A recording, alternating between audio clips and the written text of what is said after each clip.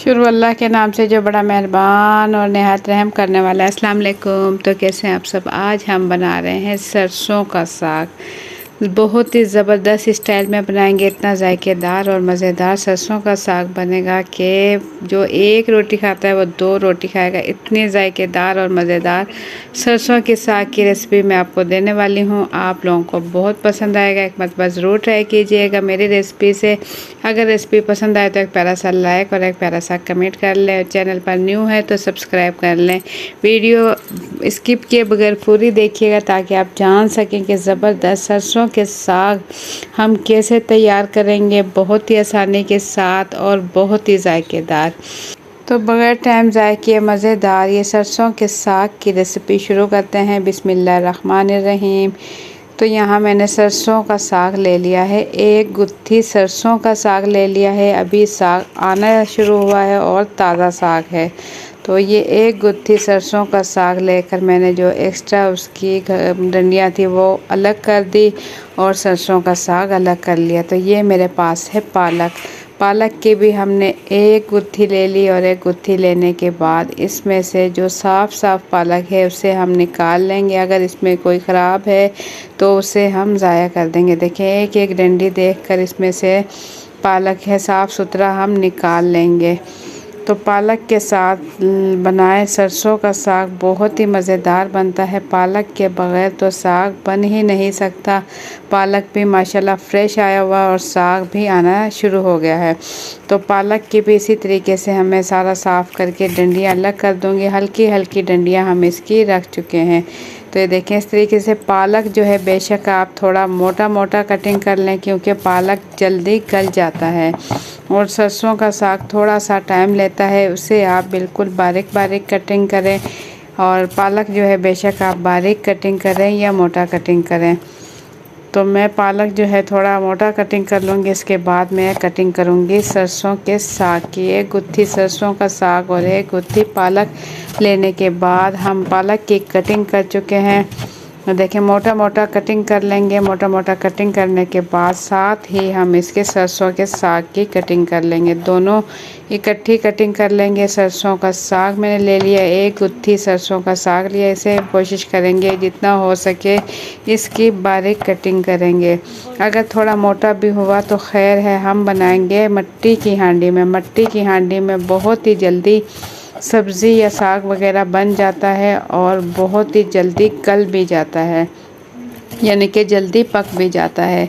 तो इसकी बारीक बारीक कटिंग करेंगे। कटिंग बोर्ड पर रखने के बाद कटिंग बोर्ड पर रख कर इस तरीके से कुछ कटिंग करें तो बहुत ही आसानी से सरसों के साग की कटिंग हो जाएगी। इसके बाद हम एक खुले से बर्तन में इसे अच्छे से 2 से 3 मरतबा पालक और साग दोनों धो लेंगे।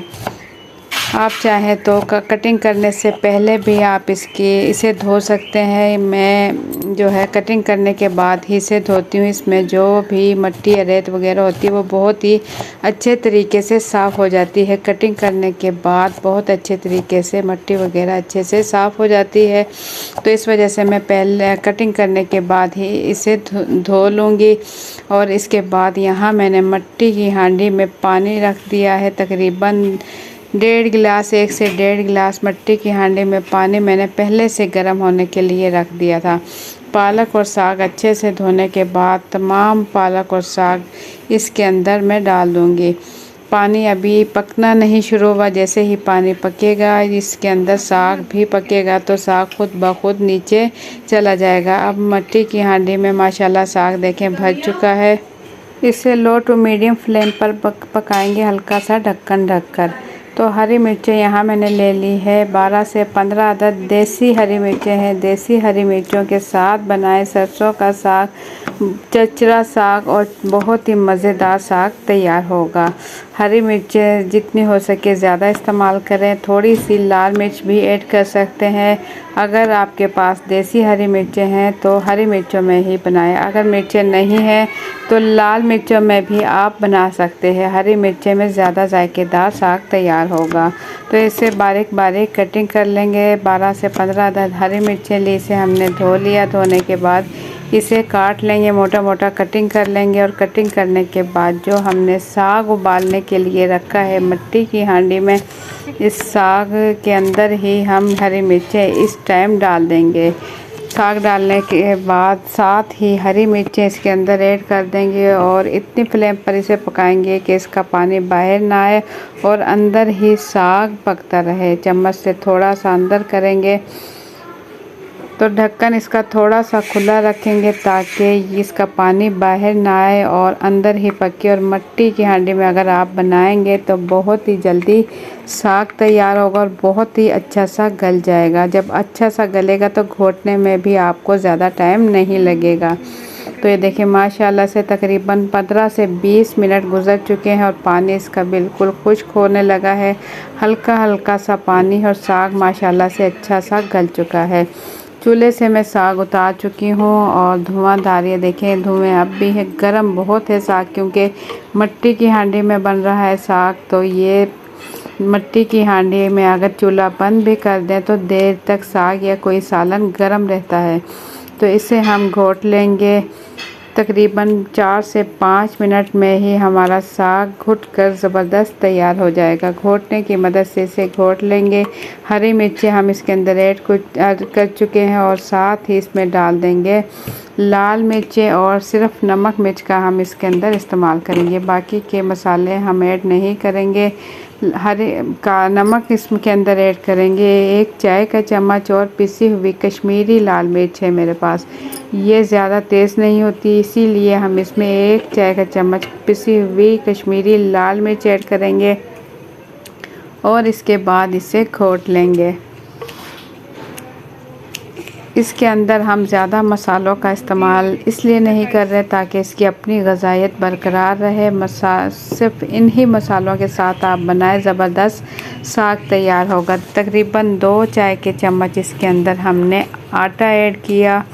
खुश्क आटा इसके अंदर छिड़क लेंगे। 2 चाय के चम्मच छिड़कने के बाद इसे अच्छा सा घोट लेंगे। देखें माशाल्लाह से बहुत ही कम टाइम में और बहुत ही जल्दी से हमारा जो साग है ये घुटकर तैयार हो चुका है। ये देखें ज़बरदस्त साग यहाँ घुटकर हो चुका है तैयार। तो आप भी कोशिश करें, अगर मिट्टी की हांडी में साग बनाया जाए जायकेदार भी बनता है और ये जल्दी तैयार भी हो जाता है। जबकि साग पकने में थोड़ा ज़्यादा टाइम लेता है लेकिन मिट्टी की हांडी में बहुत ही जल्दी साग तैयार हो जाता है।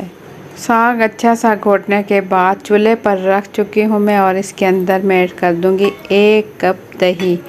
टमाटर का इस्तेमाल मैं इसमें नहीं कर रही। साग में टमाटर का इस्तेमाल, अगर आपके पास दही नहीं है तो उस सूरत में आप टमाटर का इस्तेमाल कर सकते हो, वरना दही में ही बनाएं क्योंकि दही से हमारा साग बहुत ही ज़बरदस्त क्रीमी साग तैयार होगा।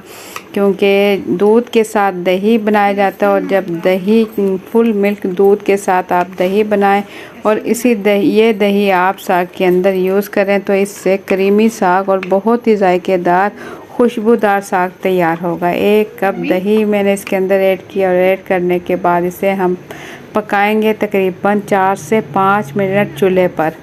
थोड़ा सा पानी ऐड कर लेंगे ताकि जो कटोरी में दही लगी हुई है वो भी अच्छे से साफ़ हो जाए और चम्मच चलाते हुए इसे पकाएंगे। साग जैसे ही पकना स्टार्ट हो इसके बाद 4 से 5 मिनट पकाएंगे ताकि जो हमने इसके अंदर लाल मिर्च और आटा वगैरह ऐड किया है वो इसके अंदर अच्छे से पक जाए और थोड़ा सा जो हमने दही वगैरह जो इस्तेमाल इसके अंदर ऐड किया है ये भी अच्छे से पक जाए। तमाम चीज़ें जो साग के साथ अच्छे से पक जाएं। तो ये देखिए माशाल्लाह से साग पकना शुरू हो गया। 4 से 5 मिनट इसी तरीके से हम पकाएंगे और चम्मच इसमें चलाएंगे ताकि साग नीचे से ना लगे।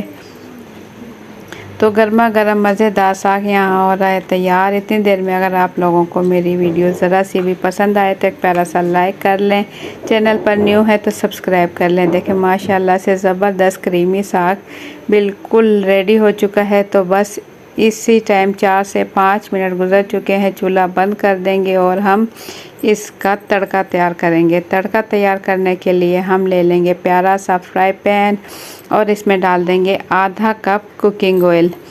कुकिंग ऑयल आधा कप डालने के बाद जैसे ही ऑयल हल्का सा गर्म हो तो इसमें डाल देंगे लहसुन 6 से 7 जमे हमने लहसुन के लिए और इसे बारीक बारीक कटिंग करने के बाद इसमें ऐड किया और 5 अदद लाल साबुत मिर्चें इसके अंदर डालकर मीडियम फ्लेम पर हम लहसुन का कलर चेंज होने तक पकाएंगे, गोल्डन होने तक पकाएंगे। जब तक लहसुन का कलर गोल्डन हो जाए तब तक हम इसे फ्राई करेंगे। लहसुन कच्चा ना रहे, अच्छा सा फ्राई हो जाए, इस टाइम तक हम इसे पकाएंगे।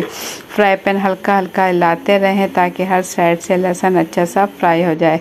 तो माशाल्लाह हमारा तड़का रेडी हो चुका है। हांडी हमने नीचे उतार दी थी और नीचे ही ये देखें उतारी हुई हांडी में साग पक रहा है और इसके अंदर हम ऐड कर देंगे तड़का।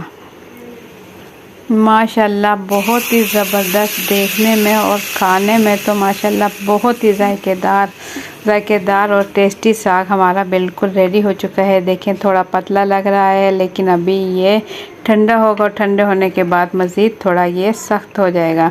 तो हांडी देखें मैं चूल्हे से उतार चुकी हूँ। चूल्हे से उतारने के बावजूद भी, चूल्हे से उतारे हुए भी तकरीबन 6 से 7 मिनट गुजर चुके हैं, लेकिन मिट्टी की हांडी में मैंने कहा देर तक जो है चीज़ें गर्म रहती है, सालन गर्म रहता है। तो इस टाइम भी ये देखें साग इसके अंदर पक रहा है। जो हमने इसके अंदर तड़का ऐड किया उसके बाद भी ये देखें साग स्टैंड पर रखा है, चूल्हे पर नहीं है, तो इसके बावजूद भी माशाल्लाह देखें साग पक रहा है। इसे आप इस टाइम पकाकर खाने की टेबल पर रखें या दस्तरखान पर आप इसे रखें तो गर्मा गर्म साग इंजॉय करें आप रोटी, नान या पराठे के साथ। तो बहुत ही ज़बरदस्त ये साग खाने में जायकेदार लगता है। तो इसके ऊपर अगर आप रख लें देसी मक्खन हो या देसी घी हो, साग के साथ अगर देसी घी हो जाए या मक्खन हो जाए तो क्या ही बात है, मज़ा आ जाता है खाने का। इतना जायकेदार सब्ज़ी या सालन साग से बेहतर कोई नहीं और ये बहुत ज़्यादा हाज़मेदार और हमारी सेहत के लिए बहुत ज़्यादा मुफीद है। तो आप ज़रूर ट्राई कीजिएगा। मेरी रेसिपी से आपको बहुत पसंद आएगा। जो साग नहीं भी खाता वो भी इंशाल्लाह इस रेसिपी से अगर आप बनाओगे तो ज़रूर खाएंगे। तो ज़बरदस्त साग की रेसिपी आप लोगों को कैसी लगी, अपना फीडबैक कमेंट्स के ज़रिए ज़रूर दें। चैनल पर न्यू है तो सब्सक्राइब कर लें। वीडियो पसंद आई है तो एक प्यारा सा लाइक और एक प्यारा सा कमेंट कर दें। और बहुत शुक्रिया आपका वीडियो एंड तक देखने का।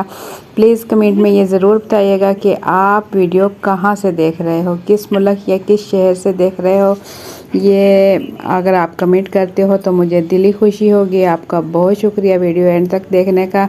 तो मुझे दें इजाज़त, अपना बहुत सा ख्याल रखें, दुआओं में याद रखें। अल्लाह हाफिज़।